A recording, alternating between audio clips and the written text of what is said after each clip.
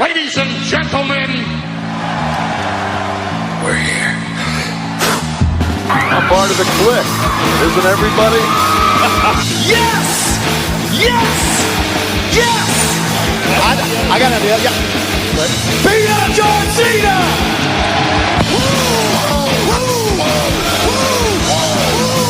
Give me a hell yeah! Oh, a little bit of the bubbly. Too sweet!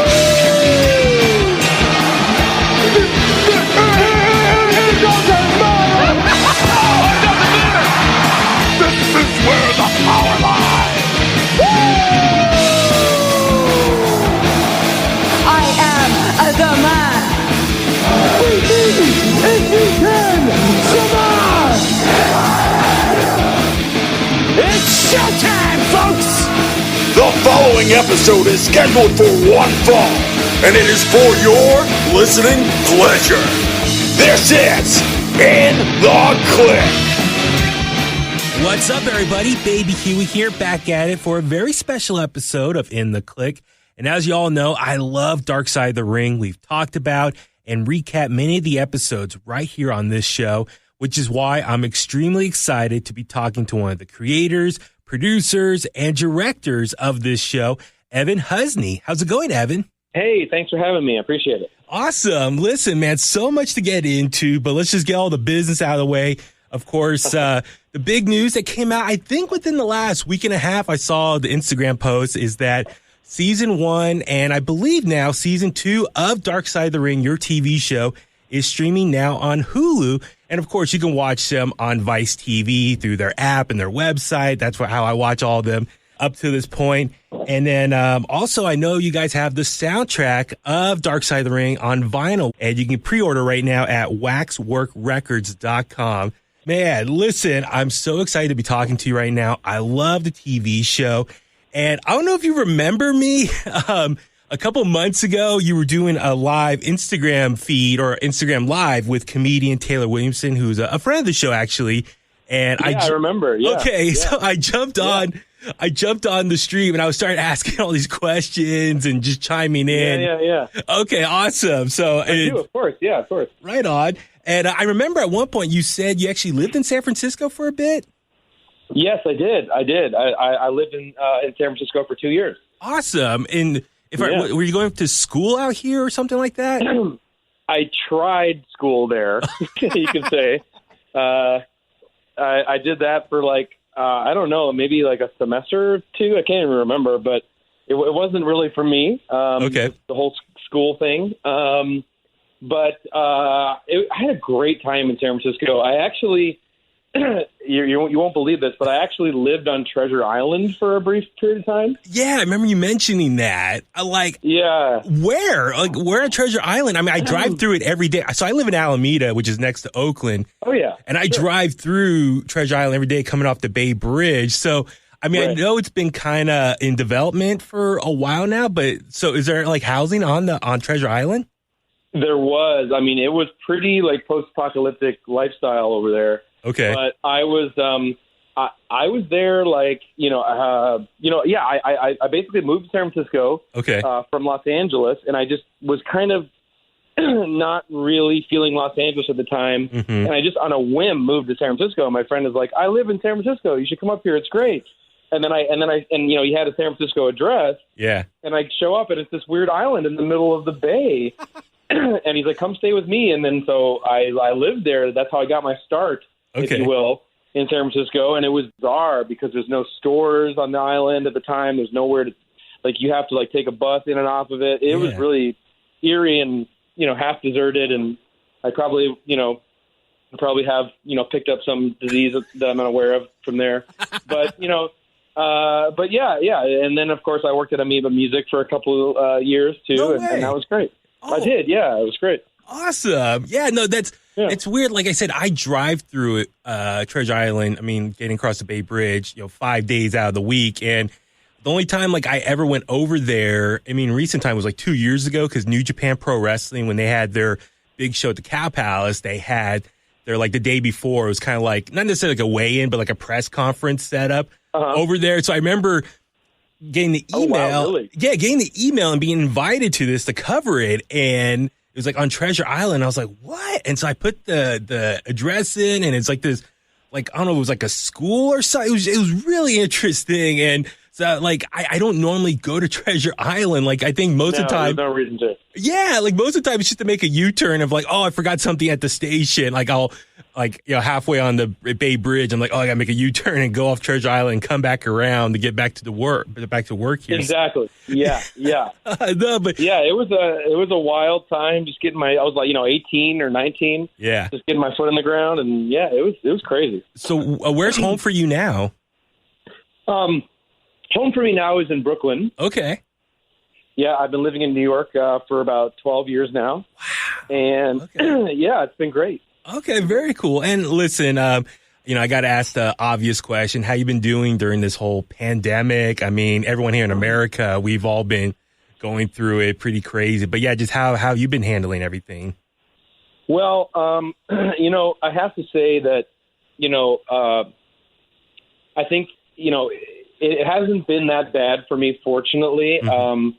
And I feel very lucky for that. But, we were actually in production on season 2 because we were actually delivering all the episodes from season 2 to air as they were airing. So we actually were still working on the show when this pandemic hit. Oh, my God. So we had to adjust very quickly. I mean, we actually had just finished the last couple of shots of the reenactments for the Owen Hart episode just about a day before all of Ontario shut down. So we basically just barely got it in.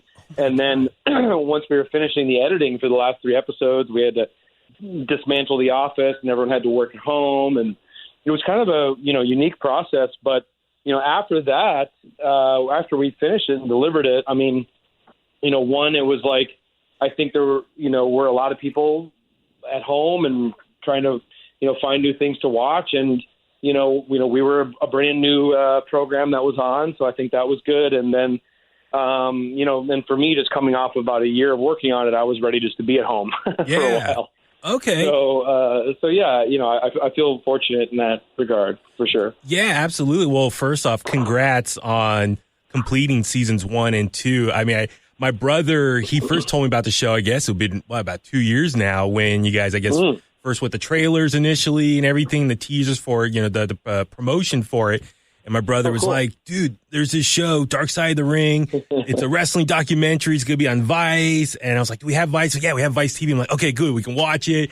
And like my brother and I, we watch it together and we love the show. And it's been like a ratings smash hit for the show, but for the network as well. I mean, so it's been awesome. And I mean, I just got to ask, like, sure. How'd you get involved in this whole show? Like, this is an amazing project that you've taken on. Yeah. Well, thank you. It all started. I've been a fan of wrestling, since I was 5. Mm-hmm. So I've had a, deep passion for it for a long time. And when I actually worked in film for a while, and then I landed at Vice in about 2014, and started producing documentaries for Vice in-house. And I was kind of doing the stories about things I really loved as a kid. I did a lot of, pieces about films and pieces about toys and things like that. And then I eventually just really wanted to do something with my love for wrestling, but I wasn't sure what it was going to be. Okay. And my creative partner, Jason, and I, we work on all this stuff together. And he and I, we first had the idea that it was the most ambitious idea ever, which was we really wanted to try and make or develop a scripted television series about wrestling, kind of like the Sopranos of the Territory era or something like that. Yeah. And we wanted, because we just knew the stories were so rich from that time, and the characters you could have week to week, and have all the characters traveling between the territories, or just you have just a really great dramatic TV series. But that's one of the hardest things you can try and get off the ground in the world. Mm-hmm. So we tried to kind of pitch it around and talk to people in and not in the Vice hemisphere, but in all over the place. Okay. And we kind of realized that the entertainment industry doesn't really have much of a respect or understanding of the wrestling world. Okay. And it's not something they care about or they really relate to. And we just kind of felt like there was no interest at all. But we knew these stories were really, really amazing. So we thought, well, what if we do the doc version first, and we'll kind of make these documentaries to kind of prove to people that these stories can be appealing to people who, don't like wrestling at all. Yeah. And then the one that we sort of landed on, or the one that we got most obsessed with, was the story about the murder of Bruiser Brody. Yeah. And that to us was just a really not cool, it's a terrible tragedy, but the story in and of itself, meaning that it blends, you have this murder story and you have in the world of wrestling and what happens when something that tragic breaks out into this scripted universe, and you have these lines of reality and fiction that are blurred, and it's just this really exotic, bizarre story and very tragic. But we knew it would be very interesting to anyone, So that's what we tried to kind of build it as, and we sold it as we want to do stories like this. And so we brought it to Vice, and I was working there at the time, but they had just launched the TV channel, and when the TV channel was up and running, they were looking for new ideas. And I basically pitched this along with other wrestling stories, and they really liked it a lot. I mean, they thought it was a cool idea to kind of do, these kind of true crime wrestling stories, if you will. And then, but it wasn't. I'm making it sound a lot easier than it was to get it off the ground. But it was after a lot of salesmanship and pushing it, and trying to keep it alive, keep it afloat. Trying to commit to making it for less money and less money. Just say whatever you can to make it happen. And then we were off to the races, and we made the pilot, which was the Bruiser Brody episode in 2017, I think is when it was. Yeah. Okay. And we made that. And long story short, after that was finished, a couple months later, we got the green light to do all of season 1, and then we did that, and then so on and so forth. So it was just kind of this labor of love, passion project of ours that, kind of just developed out of really our love of wrestling, our love of shoot interviews, all those YouTube shoot interviews you see. Yeah. And always kind of daydreaming what it would be like if those shoot interviews were just shot really well, and that. And then also one other thing I can't not mention is one film that we're really inspired by is this documentary called The Thin Blue Line from the 80s, which is just an incredibly stylistic, impeccably stylistic, noirish true crime doc that also utilizes really impressionistic reenactments, great music, and just expertly craft story. And we kind of looked at that, the blueprint of what our show could be. We just want to take wrestling shoot interviews plus The Thin Blue Line and make that into that's what we want it to be. Wow. And so that's how it all kind of came together. Oh my God, dude. I'm so fascinated by all this. And as you can imagine, I have a bunch of questions to get into. Sure. But real quick, it's eerie that you just said The Sopranos, because here in the studio that I'm using, there's a Sopranos poster right in front of me right now. So, oh, amazing. Dude, it's so trippy. The fact you said that and they're all staring at me right now back at it. But, my favorite show. Yeah. So as you just said, you're obviously a longtime fan of wrestling. And usually when we get a new guest on this show, we kind of have some fun questions I want to ask. So before we get into all the dark side of the ring stuff, I just want to throw this out there. So I'm just curious. Okay, who's your favorite wrestler, favorite match, and your bucket list item in pro wrestling? Is there something in wrestling that you want to accomplish? So, for example, for me personally, I would love to go to Japan and see a Wrestle Kingdom live in person. So that's an example. I got you. So yeah, I mean, just curious. So who is your all-time favorite wrestler? Oh, that's so hard. Because I'm going to say one thing, and then as soon as we hang up, I'm going to be like, nah, it should have been him. It should have been her. Okay. To me, right now, what is this, the August, what are we, 13th, 14th here? 12th, August 12th. 2020? Yeah. August 12th, 2020? Yeah. My pick would probably be Terry Funk, I think. Okay. Yeah. I think that just as a performer, first off, this is an incredible character, an amazing performer, and how he's reinvented himself from era to era. and it's always entertaining to watch. Always like, the sense of danger, like, don't hurt yourself, Terry. You're 60 years old. Yeah. And also just, also having the career of being like an NWA like worthy champion and everything else. Like, yeah. I just think his whole career to me. Awesome. That's probably my answer for that. Okay. What was the second one? Favorite match all time. If you had to recommend a match for someone to watch, or just something that anytime it's on, you're just automatically drawn in to watch it. Oh my God. Another hard one. I know. That's so hard. That's so hard. Like one match. See, if I was prepared for this, I would have slaved to prepare for this like all night the night before. And I come up with the perfect one. Yeah. There's so many good ones because that are important to me. Mm-hmm. My gut is going with.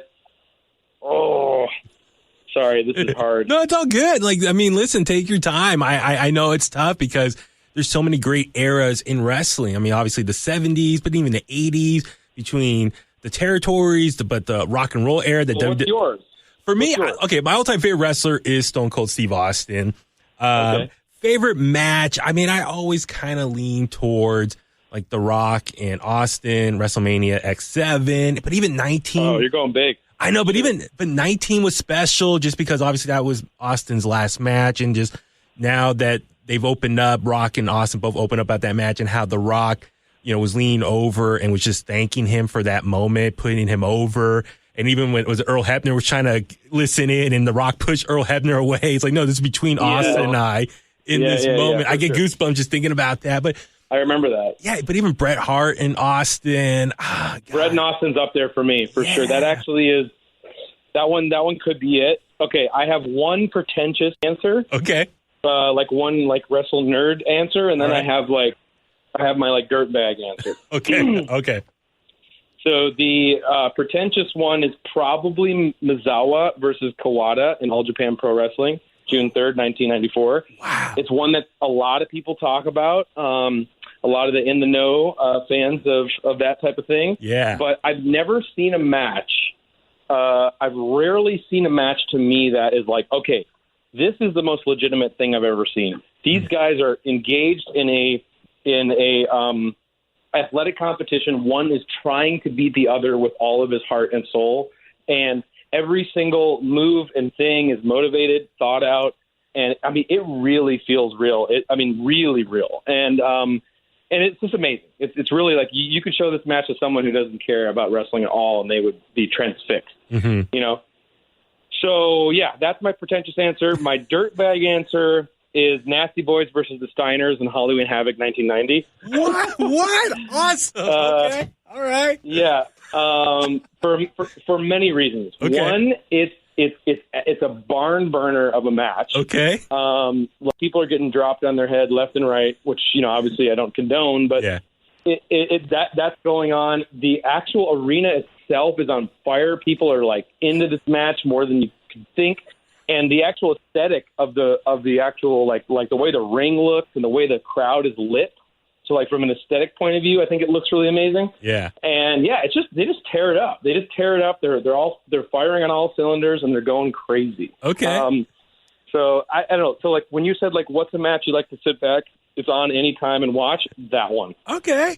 And do you happen to have like a bucket list item, something that you want to do in pro wrestling?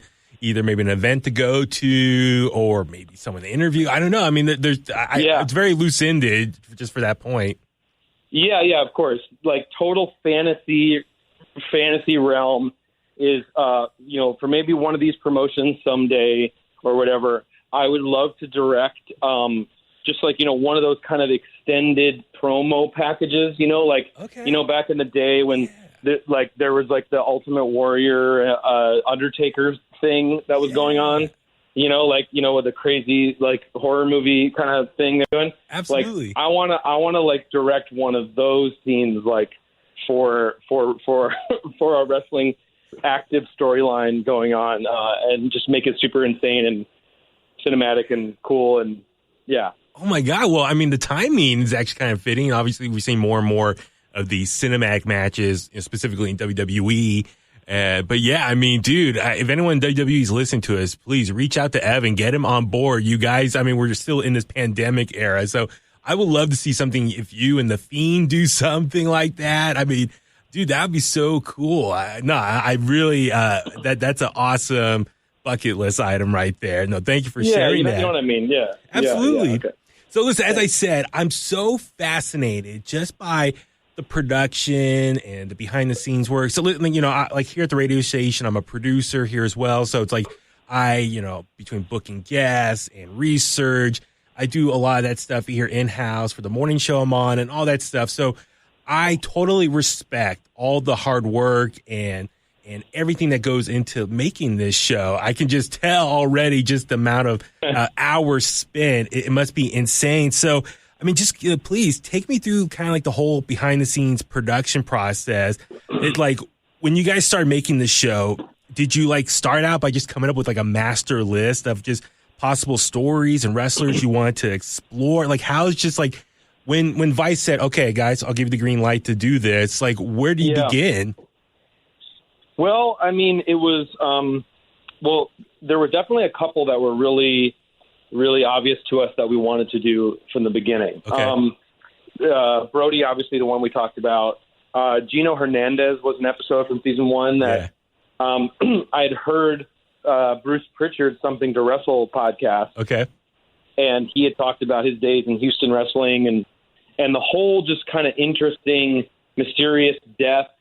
Is it a murder? Was it an accidental overdose? Kind of enticing concept was really alluring to me to do for the show. Mm-hmm. Macho Man Randy Savage, someone I easily could have said was my favorite of all time when you asked me. Yeah. Was like, we kind of wanted to do like a love letter to Macho Man and Miss Elizabeth. We wanted that to be part of the show from the beginning. And we were sort of looking at it as like one of the main goals was to engineer this show to be interesting to non-wrestling fans. Okay. Because we knew that wrestling fans would find us. They'll find us, they'll come, they'll watch. Yeah. But we really wanted to hook people that don't know anything about this and make them understand and see wrestling from a different point of view.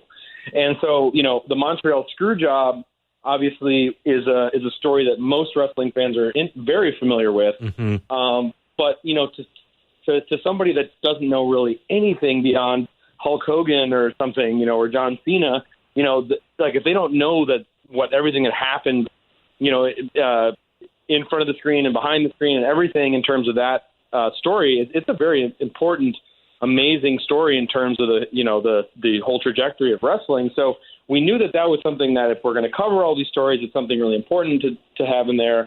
And yeah, it was just kind of also seeing like which stories, could appeal to somebody who doesn't care about wrestling, what has some real human stakes, human interest points, and because that's really what the show is to me. Like the show it does explore a lot of tragedy in wrestling, but it's also just kind of the human stories within wrestling. And that's something we always wanted to make sure it highlighted.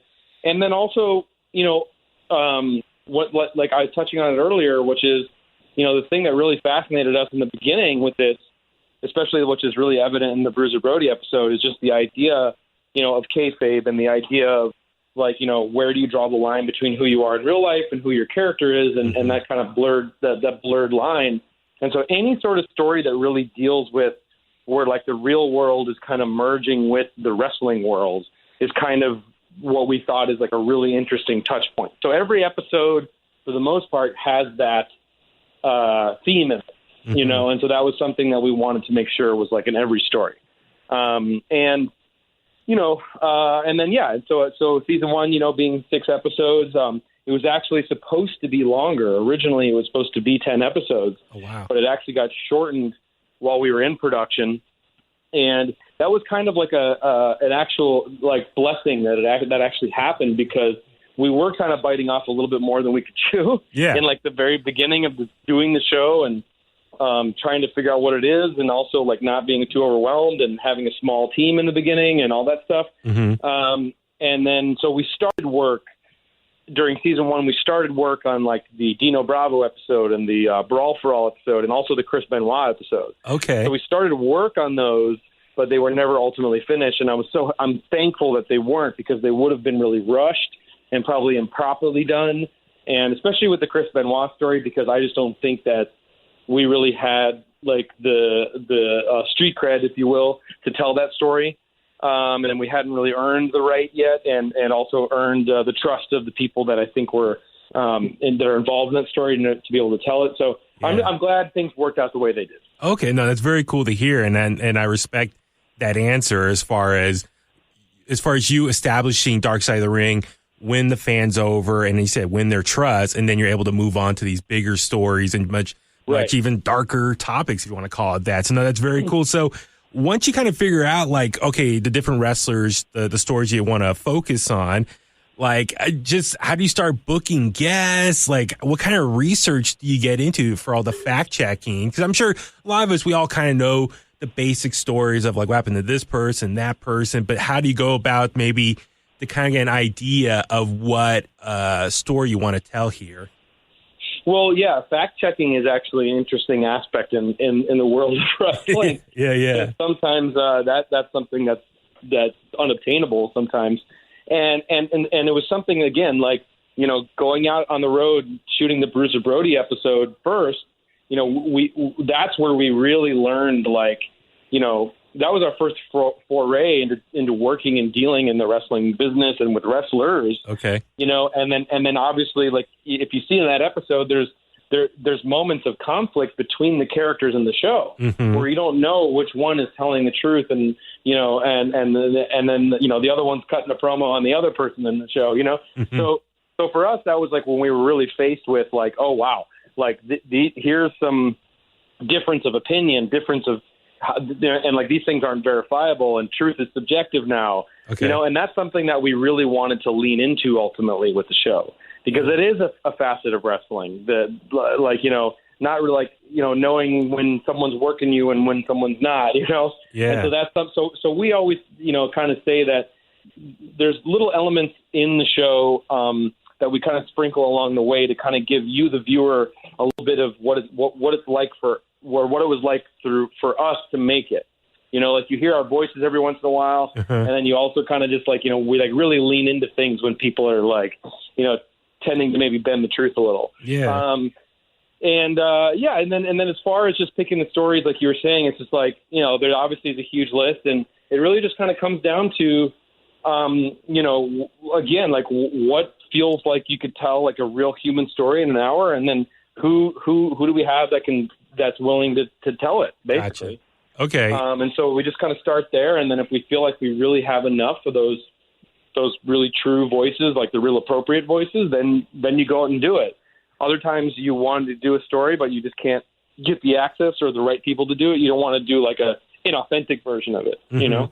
Okay. So, wow, it's interesting, because I'm just imagining for you, before you maybe go out on these interviews and talking to the different guests and getting their viewpoints to help build the story out, I imagine as far as research, are you like on YouTube watching a bunch of old shoot interviews to kind of get some ideas of what to maybe expect or what questions to ask? Or for me, that's honestly what I do, like just to break the fourth wall down, as far as, you know, if I have an interview coming up or I have a coworker doing an interview, like I'll watch other people's interviews with that guest. Totally. And I'll kind of get ideas of what questions they ask and maybe their answers. And then if there was a follow-up that I wish they would ask, then I'll save that for myself and bring it to the table, or just listen to their answers and learn more about the person. And then therefore I can generate my own questions out of it. So for you, like I said, you must be like spend hours like on YouTube watching all these old interviews or just different, maybe other presentations of these wrestlers to really kind of come up with an idea of what you want to ask them.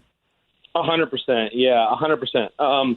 Yeah, like I was saying earlier, like, you know, Jason and I really got obsessed with that sort of shoot interview, you know, rabbit hole you can go in, you know, you can go down on YouTube. Yeah. And, you know, so we were passing a lot of those back and forth. And I know I sound like a broken record with this Bruiser Brody episode, but again, that's just the first, you know, and I always go back to really one of the biggest moments for us, like in terms of like really choosing that story and really figuring out what the show could be, was when we saw Dutch Mantel's shoot interview, when he was talking about, somewhere on YouTube, he's talking about, you know, being in the locker room that night when everything went down.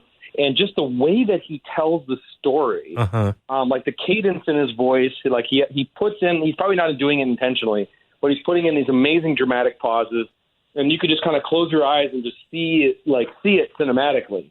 And I just really was like, wow, like this is amazing. So I definitely, especially in the beginning, would study a lot of the interviews that people have done before. Okay. And yeah, that was a huge area of research. And also, definitely some books here and there too. Definitely would get a lot of the wrestling autobiographies that are always coming out, or other great, so like I think the Squared Circle, that book was a huge resource, and just kind of just seeing how other people are telling stories in this world, and just what we can learn from it, and what we could do differently, or what we can do, sort of as an homage or whatever. So we were looking at tons of stuff. Okay. And of course the Wrestling Observer, you gotta have your Observer subscription going, and all that stuff too.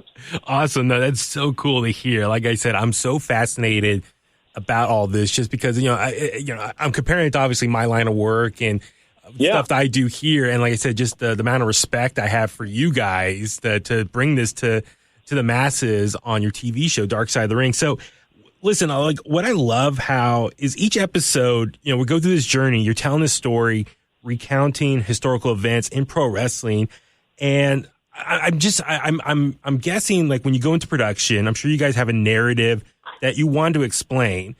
But was there ever a point, whether interviewing people or maybe even in the editing process, and you realize, whoa, wait a second, I know we want to go in this direction as far as the story here, but I think we have a better story if we go down this path? Like, has there ever been a point where the story kind of changed based on like the answers and the research that you got? Yeah. So, I mean, look, there are most, like 9 times out of 10, the episodes that we do are stories that we're pretty familiar with. Okay. They're like stories that, we've seen documentaries about, or we've read articles about, or books, or just common lore in wrestling. There's been a couple of stories that we've done, especially the Gino Hernandez one that I was mentioning earlier, which is like, this was a total step in the dark, where like, we don't know where this is going, and no one's really ever looked into this before. And it kind of feels like every day, we're uncovering something new, and it's so it's more of like a pure journalistic experience. And so those are like the most rewarding, I think, for me, because it's like, but obviously they're like the highest risk, because once you commit to them, you're not sure what the story is going to be. Okay. So it is like, that is definitely one of the experiences we've had where, it changes on like a weekly basis. And I remember, like with that Gino Hernandez one, I mean, that episode required us to speak to, a lot of people who were formerly of the criminal underworld, and, we had to disguise their voices, and I had to meet them in undisclosed locations, and, oh my God, do those kind of things, which is added a whole nother element. Now you're really getting outside of just, interviewing the honky tonk man or whatever, So, That's wow. That's incredible to hear. So, but listen, I mean, my brother, he was so happy to hear that you guys were doing a story on Gino Hernandez. He's one of the biggest what ifs in pro wrestling. If he didn't pass away so young, where his wrestling career would have gone, and like his legacy in the business. And so, a couple little rapid fire questions based on like just some of the guests that you had. So, like, you found his mother. Like, how was it tough to find her and get her on the show? I mean, I'm wondering how difficult it was to find someone like that. Yeah, so that was so when we started the project, like I was saying, it was like Bruce's podcast. It was really the first time I ever really heard of who Gino Hernandez was, and how this kind of just really, completely puzzling way that he died under these mysterious circumstances. And so that just really captivated me. And when we started looking into it, we knew we had we could talk to people like Jake the Snake, who, wrestled with him, and, some other folks, but we really had to get the family side to really know. Okay. And the rumor mill, obviously, for those that don't know, was that, he was involved in some criminal activity, and he was, murdered by, people in his criminal outfit. And so, but there's no evidence to corroborate that. And that was just total wrestling rumor land. And so the thing for me was, like, we had to get to the family. And so we were able to track down some folks, I believe on Facebook or something. We were able to track them down and reach out to them. And it took us a long time to get somebody on the phone. But once we did, it was kind of this exercise of what we do, like a lot of the times when we're talking with family members, people who aren't used to being on camera, people who don't seek the limelight, and because you are asking them a lot to kind of bear their darkest moments and times in life on TV. And so for this instance, it was really like it like required me to get on a plane and to go meet with the family without any cameras and to sit down and just kind of get to know one another and really kind of express where we are coming from and what we want to do and how we want to work together and be collaborative. But prior to me doing that, when I first spoke to Gino's mother on the phone, I mean, it was such a wild experience because, up to that point, I'm thinking, all this stuff is super rumor mill, and I don't know where and I'm expecting her to clear this all up for me.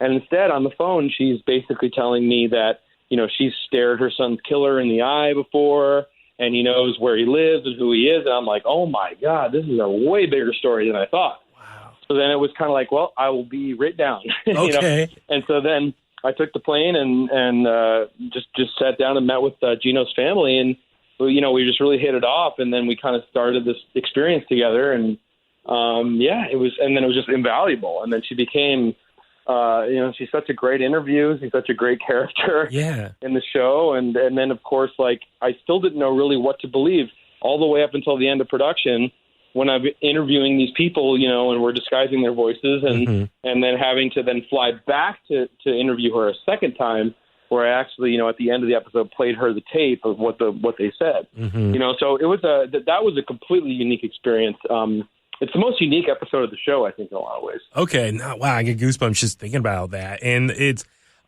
just quick question, just Tully Blanchard, he wasn't on the episode, and obviously they have history together. Any particular reason why were you able to try to get him, or was there any reason why he wasn't on the episode? One of the things is that we do have, like, the confines of like just like the sheer number of people that our budget will allow that we can interview per episode, and so sometimes it does come down to a difficult choice, and I know that it did with him, because we did speak with him on the phone, and I didn't get the sense, or at least from our researcher who spoke to him, that, he obviously knew him very well, from wrestling together, when, down in Texas, but that they didn't, like, he didn't really, at least to us, express, like, life outside the ring as much, which is what we were mostly interested in with that story. And so it was kind of coming down to, like, who can really best tell that. Gotcha. We'd love to get Tully in the show at some point because, huge fan, obviously, and he's great.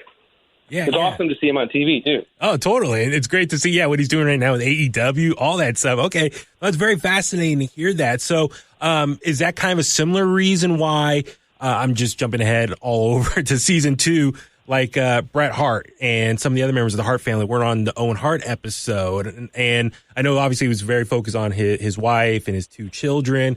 But, Bret Hart, he was on the Montreal Screwjob episode on season 1, but we didn't see him in season 2. Is that a similar situation why he couldn't make it on there? No, that's a unique situation. Okay, I can imagine. So, I've talked about this before in other interviews, but, one of the things that was, disappointing to me was that, Bret Hart didn't seem to like the episode we did about the Montreal Screwjob. Oh, okay.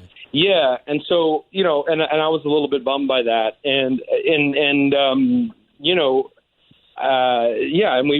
we've only exchanged a few messages about it, but really haven't spoken about it, and I would like to at some point. But basically, we when we were gearing up to do the Owen episode, it was kind of like we definitely wanted to have him in it. I mean, that was the goal. I mean, he would have added so much to that. Mm-hmm. And so we did reach out, but we didn't hear back. And so I kind of felt that probably was because of, season one and everything. And so I kind of chalked it up to that. Mm-hmm. And then, once he, didn't get back, we basically were like, well, one of the things that people really hadn't heard was from Martha's side of the story. Mm-hmm. And, because I kind of feel like, her story has been a little bit marginalized and kind of been one that, because I think one of the main reasons we wanted to do the episode in the first place was kind of just off the heels of all this vitriol that like a subsect of wrestling fans have towards her because of the Hall of Fame fiasco. Mm-hmm. And so, that was kind of one of the main reasons we wanted to do it. So we figured, okay, well, this is going to be Martha's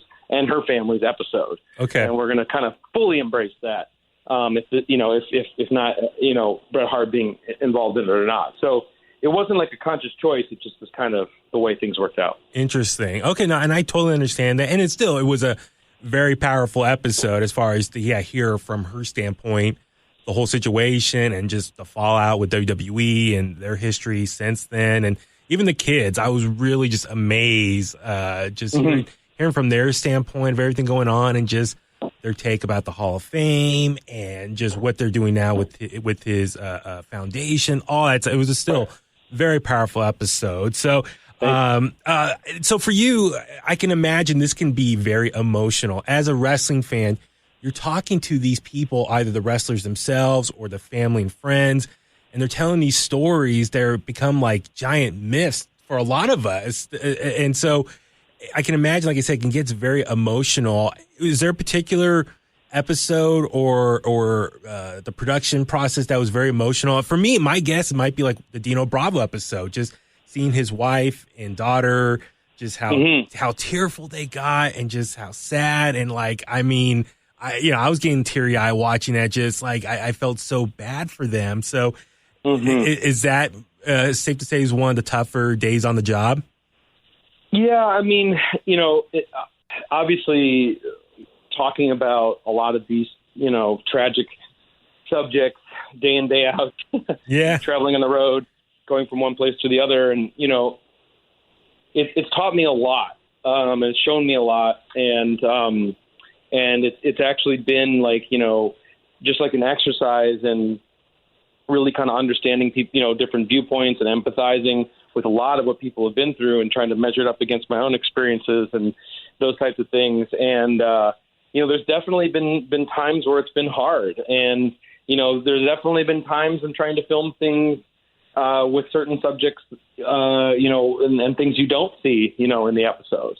In terms of just all the lead up to it or the moments before the cameras go on or off, and it is kind of a very emotional experience. And, I would say that the Chris Benoit episode to me probably was like the most in that way, because it's just kind of like, it was so raw to be around, and just like trying to process and just trying to put myself in their shoes in terms of like how I would process that loss.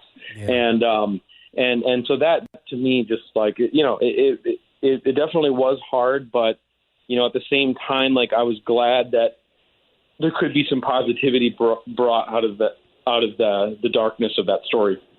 Yeah, I would imagine, because the ending, we saw his son reunite with Nancy's sister, and they haven't seen each other in a long time. And then we saw them backstage with Chris Jericho at one of the AEW shows. So, I mean, I think that was very cool that you guys were kind of patching up some of the families that were the victims in all this. So, I mean, that was a very special moment to see, and just, some light after all these very tragic events. But I was just also real curious with the Dino Bravo one, a couple things. So Rick Martel, he declined to be on the show, if I remember correctly, right? And you guys just used an old shoot interview instead. Was there any reason why he didn't want to kind of maybe help, kind of explain his friend's history? I'd like to know. No. I'm just kidding. Yeah, Rick Martel, I think, is the hardest I've ever tried to get one person in the show. Okay. Like relentlessly not giving up. And despite people telling me it's a lost cause, And basically the thing with Rick is, from my understanding, is that he is just kind of done with wrestling. And he kind of goes through these periods of like appearing and maybe doing some things, and then just kind of being like totally separating it from what his day job is, which I believe is in real estate or something to that effect.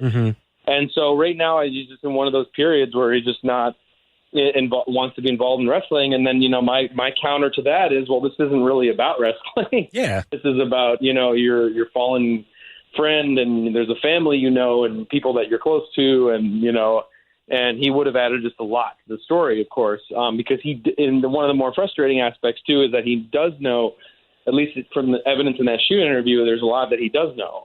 So, and again, this is one of those stories. The Dino Bravo story is just one that you can't get really any cooperation from the authorities because it's technically an open case. So for us, we have to kind of rely on, the kind of word of mouth and, things that people heard and saw on the ground firsthand. And, he definitely appears to be somebody that did know a lot. So that was kind of, I was really bummed by that one. That one, still not quite over. And actually, I was just going to ask you. So also, I don't know if you saw, like on Reddit, there was someone who posted about the Dino Bravo's death, and they supposedly knew what really happened. And I don't know if you saw, it was kind of a lengthy post. I saw it on Reddit, but they were trying to explain, Dino knew who came into the house. They were drinking together, and there was a long, like the whole cigarette thing was just more of a cover up. I don't know if, did you happen to see that post on Reddit, and just people were trying to like say, what happened to Dino? Like the story that everyone hears, that's not the real story. Yeah, I mean, I have seen a lot of Reddit activity, we'll say, around this story. Yeah. Like the thing is that, from what I understand is, like, let's see, let me think about how to put this. But basically, I have heard a lot of things. There have been some things that have been communicated, like, off the record as well. And so, I tend to believe that, this is what, was going on. And I've heard from multiple sources that, Dino was essentially, in over his head into the operation that he was in. And, he was, like we kind of present in the episode, as a man with that sort of temper and that sort of temperament, I should say, with the way he kind of entered into this world. I think that's what largely led to, him being pushed out of it, look, I've gotten a lot of DMs, probably more than any episode, where I get a DM where some guy's like, my dad, knows someone, knows somebody in the Hell's Angels and said blah, blah, blah, or whatever. Like I do get a lot of that. So, I'm definitely interested, but, I have to be able to corroborate it, so, yeah. Okay. No, and interesting you brought the DM thing, which, by the way, I appreciate you responding to my DM not too long ago to help set up this interview, because I was kind of worried. Sure. Like, listen, I was worried, like, okay, as popular as this show is, and I can only imagine between you and Jason, you guys might get blown up, either Twitter or Instagram. Just a lot of people DMing you either maybe some info or something they seen from an episode, or like, oh no, you should have told it like this or that. But also people probably coming to you guys and saying, oh, if you do a season 3, you should do this story, talk about this wrestler. So is your DMs just like jammed up, which is constantly from wrestling fans trying to give their input and just give you ideas for future episodes? Yes. I mean, definitely. I mean, there's been no shortage of fan requests. And that's something that we'll do hopefully here in the near future, is we're going to send out some messages asking people for what they want to see next. Okay. So stay tuned for that. We're just kind of waiting to see, for how everything shakes out for this season 3 talks. Okay. And when those will be officially confirmed or not. But we do want, we definitely want people's feedback for that. So definitely suggest anything to us. I mean, we have heard most of anything you could possibly consider for this show, but sometimes there's the odd request, and sometimes there's the one that, where like it might not be so obvious. And there's one that's like, oh, well, I didn't really think about that. Not necessarily that it's deep cut, but just that like, there might be like a kind of perspective on a familiar story that you might, like something like that. I'm kind of really interested in. Interesting. So listen, I mean, in the last week or so, unfortunately, we saw the passing of Kamala. And then also, I mean, unfortunately, Marty Jannetty's been, posting weird stuff on Facebook and then trying to clear those statements. And it's kind of getting him in more deeper water, his foot in his mouth. And I'm sure you saw the memes of people saying people are watching Marty Jannetty's downward spiral right now. And like, there's all these memes like, oh, the producers of Dark Side of the Ring cannot wait for this to play out. I mean, like, kind of what's just your reaction of maybe just whole Marty Jannetty situation? And then just like, you're now become a part of pop culture that whenever a wrestler has an unfortunate public issue right now, that people automatically link them to like a future episode of Dark Side of the Ring. Right. Yeah. I mean, there's been a lot of goings on, a lot of dark goings on in the world of wrestling in 2020, and it's been I don't know how to really feel about how people's go-to is here's the Dark Side of the Ring producers getting all fired up because it's not like I know it's like they're joking, but obviously it's like we we don't want to be celebrating any of that. So totally.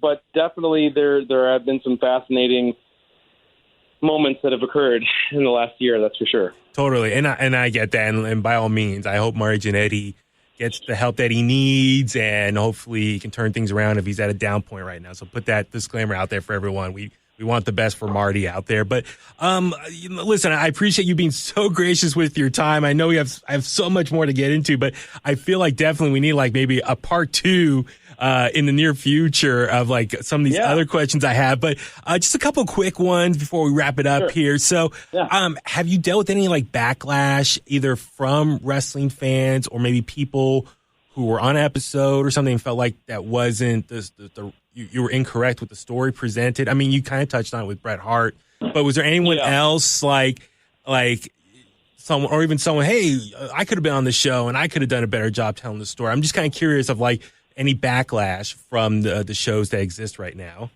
Well, I mean, Bret being the big one, I think that season 2 towards the end of production was really difficult, like as I was mentioning, because of just like the circumstances in which we're finishing the show, in terms of like some of the finishing aspects, last minute little things we're putting in, and like I think one example, it was like we were moving at the speed of light when we were trying to finish like the Road Warriors episode, and I think it was like Paul Ellering mentioned something about like how it was like I think Hawk got the name Legion of Doom from like a He-Man cartoon, and then of course our knee jerk was like, get the goddamn He-Man cartoon in the edit quick before the deadline, and get the lawyer to for all this stuff, and then like of course like you put it up on TV in a minute one, someone's like, it's not He-Man, like 40,000 people, it's not He-Man, and you're like, oh man, it's like the one DC Comics and Lex Luthor and stuff, you're like, oh, it's Super Friends. Like, things like that like happen, just by virtue of like, you just like, so that obviously is a big bummer, when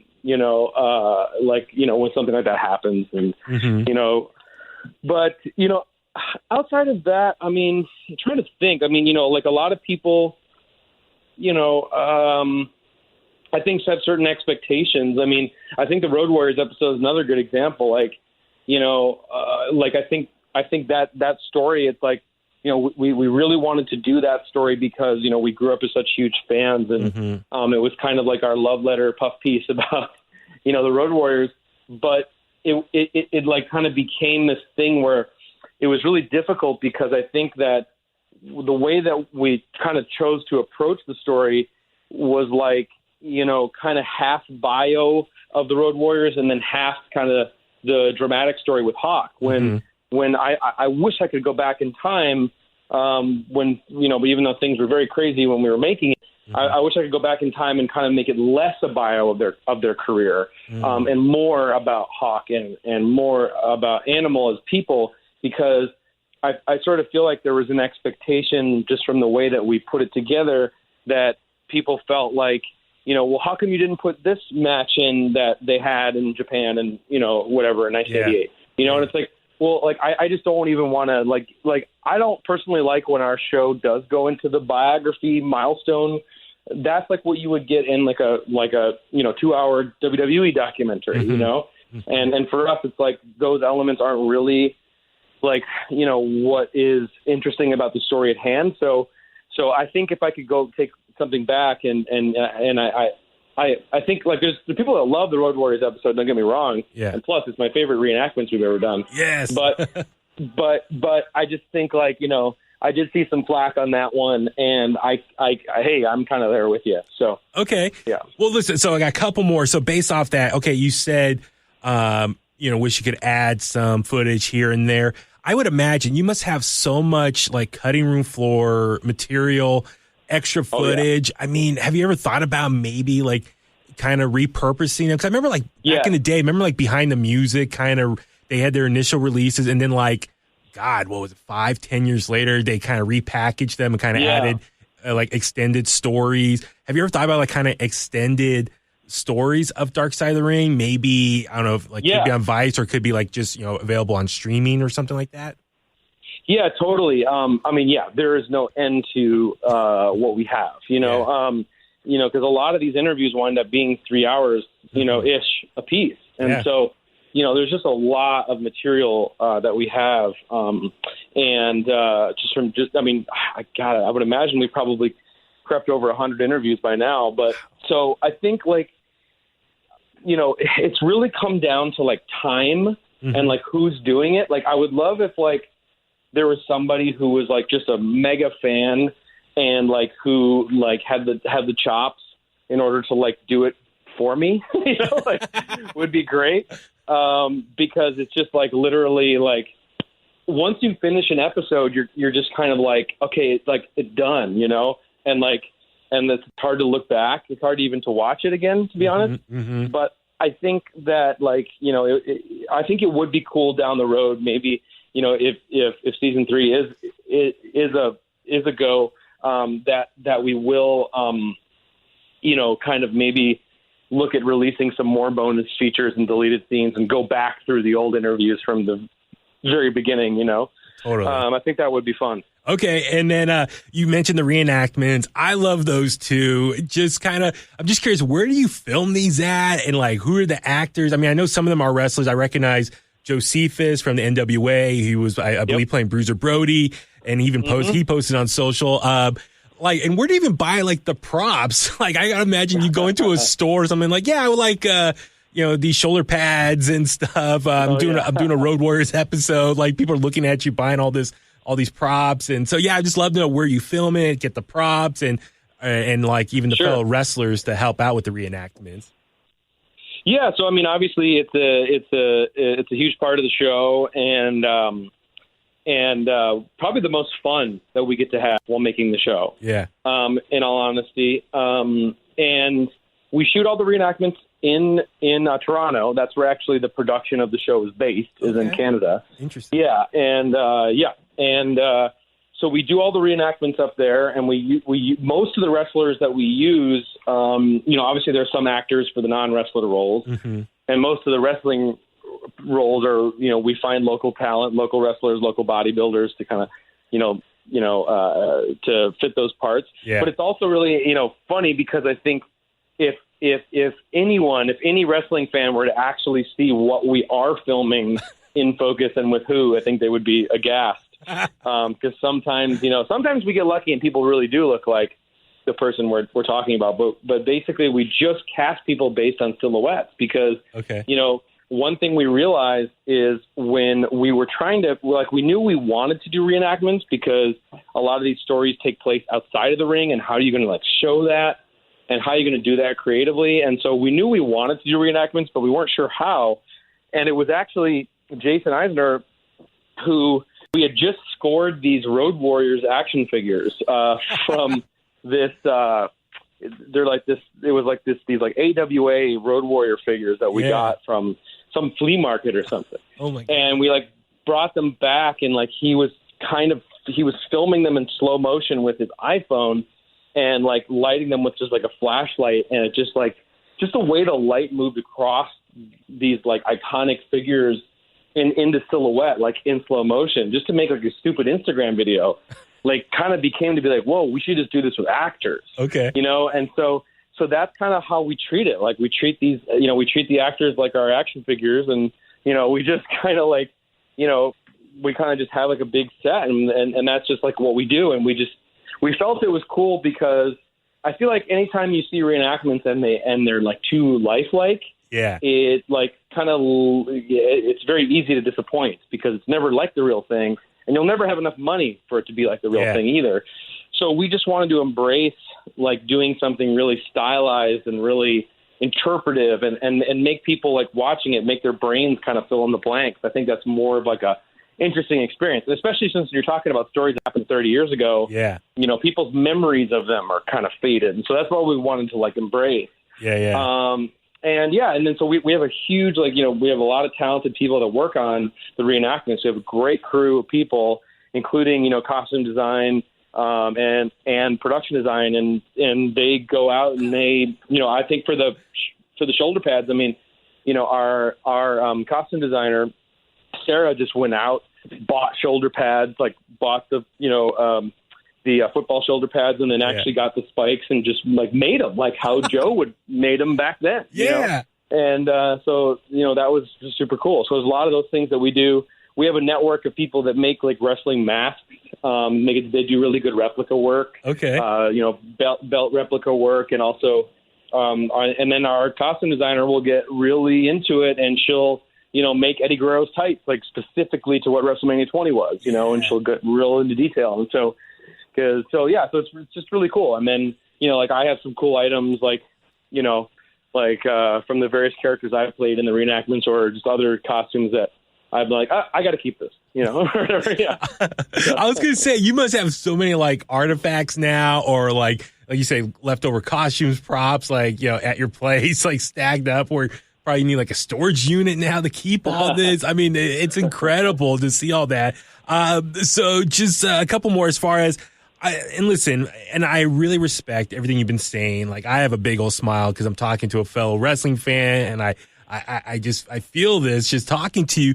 And you know, I've had conversations with other people just about the premise of the show, Dark Side of the Ring. And as you mentioned, it is very much like a true crime. Even some ways, it kind of has like that Unsolved Mysteries vibe too. And, you know, you're documenting pro wrestling. And so and some people I've dealt with who maybe not necessarily the biggest wrestling fans. And so, you know, even like back and forth. And so let me say this. What would you say to anyone who might be a little reserved to watch the show because they feel it just brings negativity to pro wrestling, in that it just highlights all the drama, and in some ways it gives like these anti-fans of pro wrestling just more fuel to the fire and gives them reasons to hate on pro wrestling, because they'll be like, oh, look how bad pro wrestling is. This happened, this bad thing happened, this bad thing happened, and they kind of use it as a pile on. But I respect what you just said earlier. You're trying to, in some ways, paint like a love letter to some of these stories and these wrestlers and their achievements. So, I mean, what would you kind of say to maybe to the naysayers out there? Yeah, so, I mean, obviously with a name like Dark Side of the Ring, you know, and shout out to my mom, by the way, who came up with that name. Oh, nice. Okay. But, I'm not, and I'm not trying to throw my mom under the bus with about to say, but, you know, like for us, you know, we are exploring those stories that are, you know, tragic to the world of wrestling. Mm-hmm. And sometimes those tragedies, though, are not, you know, are systematic issues. They're not issues of, you know, engaging in that sport, you know. Okay.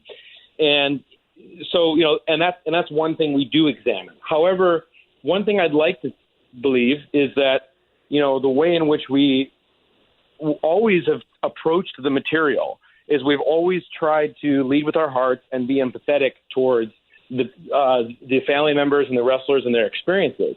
And For me, it's like one of the best compliments I see or that I hear is that when someone is inspired by somebody else's story. For example, the Von Erich story is one that's very dark and it's very sad and very challenging. But at the same time, I've seen so many responses from the episode where it's like, someone was, shown, that maybe they can overcome something that they're experiencing in their life because of, what Kevin's been through in his experiences, and for us, the way we always also want to approach the show is, we do love this stuff and we have loved this stuff as kids. And, that's why when we're choosing archival shots, if this were just like an expose on wrestling that was produced in a newsroom or whatever, like, they're just going to find whatever B-roll. Yeah. If folks knew how meticulous we are in terms of the archival that we choose to show the best moves and to show the things that really puts all this over. I mean, we're also simultaneously trying to put it all over too, because we do love it as fans. And there is kind of like, there is this like, struggle a little bit with what we have, where it's like, here's this world in which there's been tragedy, but then, then this thing we also love. But at the same time, there's a tragedy in lots of forms of entertainment, music and movies and, tons of that. And it kind of goes with that lifestyle. But, so I think that what I would say is just that, we do have a lot of passion for this world. And I think that it comes through in the episode or in the show. Absolutely. Oh my God. That's so great to hear. And I guess I can say you're the opposite of Stossel. Like you're trying to highlight it and for me, I see it as like you got to learn from your past in order to move forward and maybe do the right thing. So if anything, in order to prevent history from repeating itself, I think it's kind of interesting as far as maybe for the young wrestling fans out there who are wanting to be a wrestler down the road, watch this and obviously learn from that and not try to repeat those tragic events and get caught up in some of the drama of it all. So if anything, I feel like, you got to highlight some of that negative stuff in order to learn from that. I mean, that's how I always interpret it. I mean, I remember watching, all these other reenactment shows when I was younger and I was like, that scared the hell out of me. I do not want to do that myself. So I'm going to watch this for the entertainment value, but definitely learn from that. So, Evan, lastly, I mean, just kind of curious. I mean, with the pandemic, obviously everything seems on hold. The whole world's on hold. So you were kind of referencing is there going to be a season 3 or what can you say about season 3? And, have you even thought about maybe potential wrestlers or stories that you want to look into? I mean, just kind of maybe is there some sort of teaser you can give to people about what's coming up next? Sure. Yeah. Yeah. So, season 3 is something, we're in talks with now. Okay. Things have been a little uncertain in terms of just the landscape of production, with everything with COVID that's been going on. So, we're kind of, ironing some things out and, hopefully can announce something soon. Okay. Just want to, going forward, just want to be as safe as possible and be able to do this right. I mean, I've been spending most of this time thinking about what I would want to do and, given the opportunity to make another season. Yeah. And, the thing is that there really is no shortage of stories to cover. Yeah. And I also think it'd be cool to take the show in kind of other directions too, and, okay. And maybe there are stories that we can tell that, because I think with season 2, it was pretty heavy, it was heavy in terms of how emotional it got, which is something that we would always, we'd want to still explore. But I do think there's there were moments of levity that there were, with the David Schultz episode, I think to some extent, and with the Herb Abrams episodes to some extent. And I think that, some of those wilder stories and things like that and more and more intrigue pieces like that, I think we would want to do more of as well, in addition to what we have done before. Okay, cool. Because I can only imagine you might even, besides all the DMs you get from people, that you can easily go on YouTube, and I've seen a lot of people making videos of what they think should be the next season of Dark Side of the Ring. Yeah. So for you, I'm sure you can just watch these other people do the work for you as far as getting the ball rolling. Because even my buddies over at Steven Larson, the Going in Raw podcast, a couple weeks ago, they did a top 10 list Pitch ID. I saw that. Okay, awesome. Yeah, okay. What'd you think of their video? Is that something you thought that? I loved it. Okay, cool. Yeah, I loved it. I think if it's the same people I'm thinking of, I think I did message how much I liked it. Okay, awesome. And I love all of their reviews because they review like every episode. Yeah, I think. Absolutely. Yeah, and so I love all the like it's so cool just to see how much time they put into all just covering our show. It's just like I love it. And then I did watch their video of their suggestions, and there's definitely we definitely have crossover on our list. Okay, cool. So very exciting. That's all I'll say. Okay, right on. And then just lastly, before I forget, I mean, you told me Dark Side of the Ring, the soundtrack. It's on vinyl. Is it available now? Can we order it right now? It is available for pre-order, but it's shipping very soon. Okay. It's been kind of a COVID vinyl production, so things are always taking longer. But I think it's very close to being done. I just saw the first glimpse of the actual jacket that's been printed up, and it's just beautiful. They did such an amazing job. It's going to be printed on like really cool like colored vinyl that kind of goes with the aesthetic of our show, and the soundtrack. Shout out to Andrew Gordon McPherson and Wade McNeil who do all the music for the show. I mean, these guys have composed over 160 pieces of music for Dark Side of the Ring over the last 2 seasons, and so we kind of worked with them to get kind of a best of. And it's just great. And like the show wouldn't be near what the show is without the music. The music is, one of the most crucial aspects, in my opinion. So I'm really excited to have this out there. You can actually listen to the soundtrack. It's on like Spotify and iTunes now. Okay. So you can jam it out now while you're, running in the gym, or I guess you're not at the gym if it's because it's COVID, but if you're, walking up and down your stairs or whatever you would do, then check it out. And then, and then obviously, with Hulu, I know season 1's on there for sure. Okay. I know season 2's coming. Okay. So if it's not there, it'll be there soon. Yeah. And then hopefully, watch out for some potential season 3 announcements. Absolutely. Dude, Evan, thank you so much. So just to remind our listeners, you can stream season 1 and 2 of Dark Side of the Ring on Vice TV. I mean, for me, I have a Roku, so I just have the Vice TV app downloaded, log in, and I watch all the episodes that way. Or as you said, you can start streaming season 1 on Hulu. And listen, people, because of this pandemic, shelter in place, you have a lot of free time at home. So if you haven't done so yet, please catch up, watch all these episodes. They are amazing. They're so entertaining. Even I had a coworker here. He last month, he just binge watched all the episodes. It was so cool. Like with this free time at home, he was able to catch up. So I encourage everyone, do the same and go ahead, pre-order the soundtrack for Dark Side of the Ring. I'll link up all of this at 1077thebone.com, also on the podcast links as well. Follow them on social media. I'll tag all that stuff as well. Evan, listen, dude, thank you so much for making the time. And trust me, there's so many more questions I could have got into, but I appreciate your time, and I feel bad that I've had you on for so long. But like, I would love to get you on again very soon to talk more about Dark Side of the Ring, but just hearing just your passion about pro wrestling. I would love to get you on a regular and just even talk about the state of pro wrestling right now and everything going on. Mm-hmm. I don't know how much you watch personally. I try my best to keep track of everything.